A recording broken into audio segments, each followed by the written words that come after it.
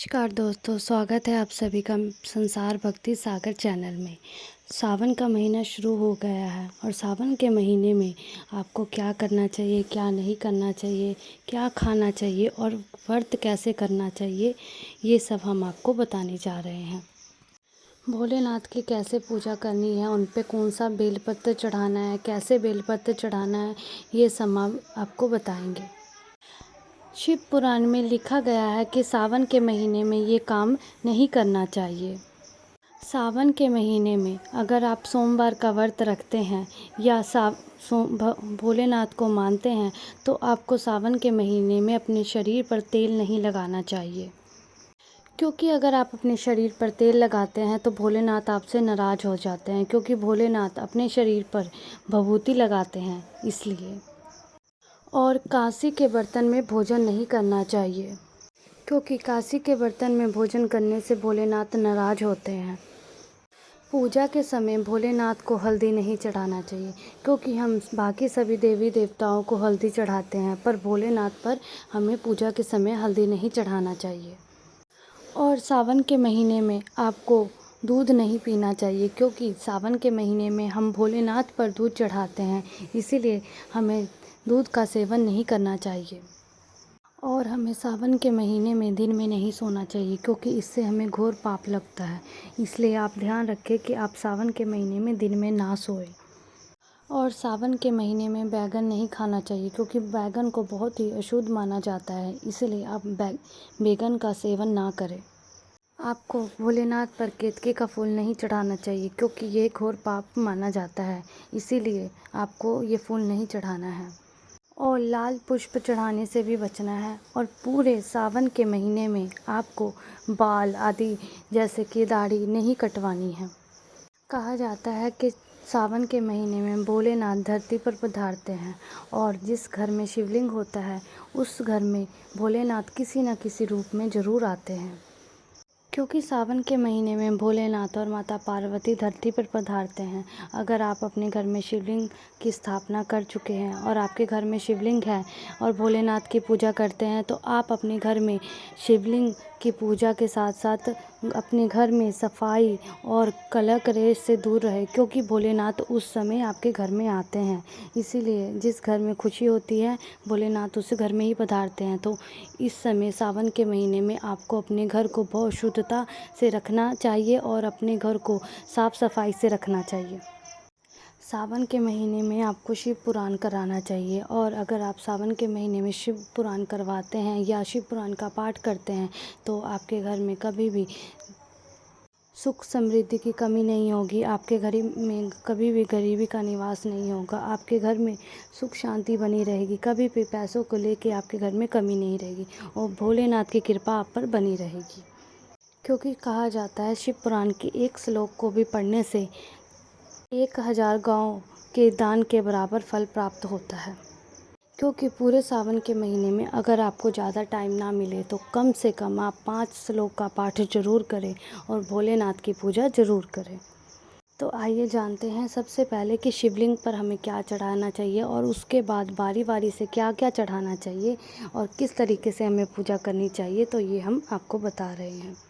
सबसे पहले सोने चांदी या पीतल के लोटे में शिवलिंग पर जल चढ़ाना चाहिए, और जल चढ़ाते वक्त भोलेनाथ का स्मरण जरूर करना चाहिए। हो सके तो ओम नमः शिवाय मंत्र का जाप भी आप कर सकते हैं।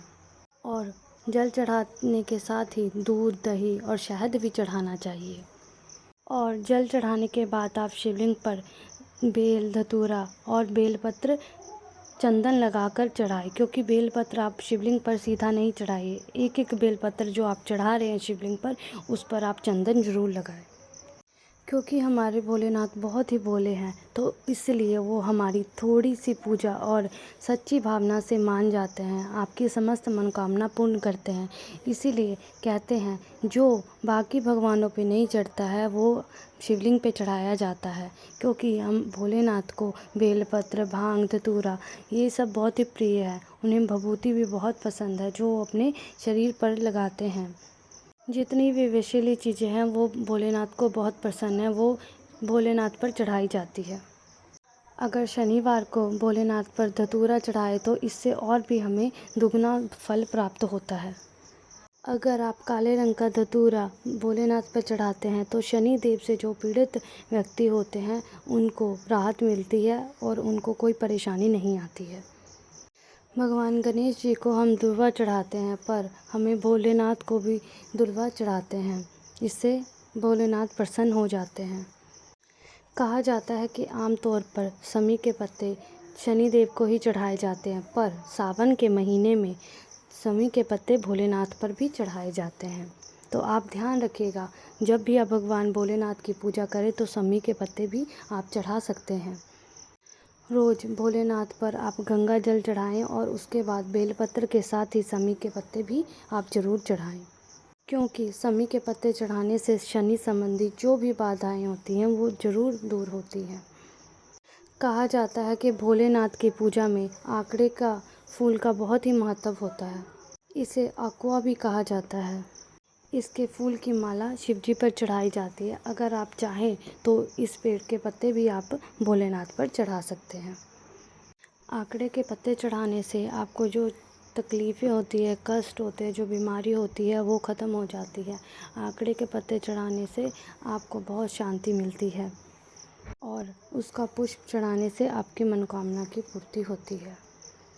आप लोगों के मन में कई बार ये सवाल भी आता है कि सरसों के तेल को भोलेनाथ पर चढ़ाने से क्या होता है। अगर आप सरसों के तेल से भगवान शिवलिंग पर अगर चढ़ाते हैं तो आपको भिन्न भिन्न प्रकार के एक फ़ायदा मिलता है, क्योंकि अगर आप सरसों के तेल से भगवान शिवलिंग पर चढ़ाते हैं तो आपके जो ग्रह बाधाएं आती हैं वो सारी ख़त्म हो जाती हैं।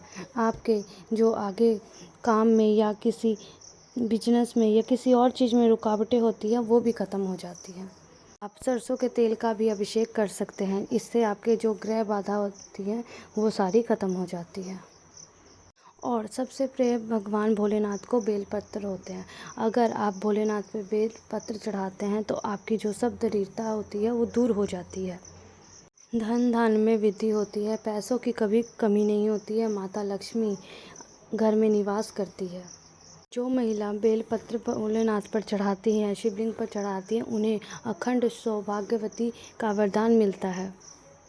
अगर आपके मन में कोई कामनाएं हैं तो बेलपत्र पे सफ़ेद चंदन से ओम नमः शिवाय लिखकर आप शिवलिंग पर चढ़ा दें और जो आपके मन में कामनाएं हैं वो बोलकर आप चढ़ाएं तो वो आपके कामनाएं जल्दी ही पूरी हो जाती है।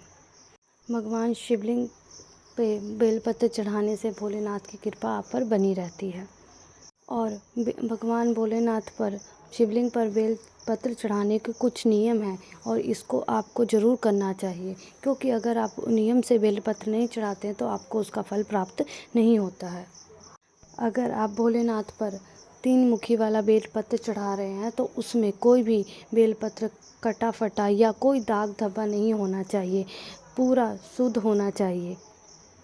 मुरझाए हुए बेलपत्र शिवलिंग पर अर्पित नहीं करने चाहिए। बेलपत्र को साफ़ पानी से धोकर और जो चिकना हिस्सा है उस पे आपको शिवलिंग पर वो चढ़ाना है। आप ध्यान रखिएगा, खुरदरे हिस्से वाला आपको नहीं चढ़ाना है। कई लोग ऐसा करते हैं कि खुरदरे हिस्से वाला बेलपत्र शिवलिंग पर चढ़ा देते हैं, पर आपको ऐसा नहीं करना है। आपको जो प्लेन वाला होता है वो चढ़ाना है। अगर आप बेलपत्र तोड़ने जा रहे हैं तो आप ध्यान रखिए कि बेल वृक्ष को पहले प्रणाम करके और भोलेनाथ का सिमरन करने के बाद ही आप बेलपत्र तोड़ें। बेलपत्र को पूरी टहनी समेत नहीं तोड़ना चाहिए, इससे दोष माना जाता है।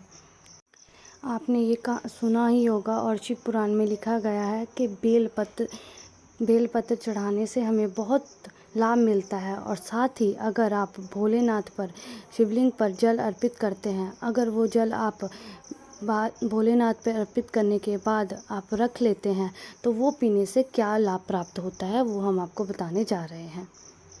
शिव पुराण के 18वें श्लोक में बताया गया है कि शिवलिंग पर जल चढ़ाया हुआ पीना बहुत ही लाभदायक माना जाता है।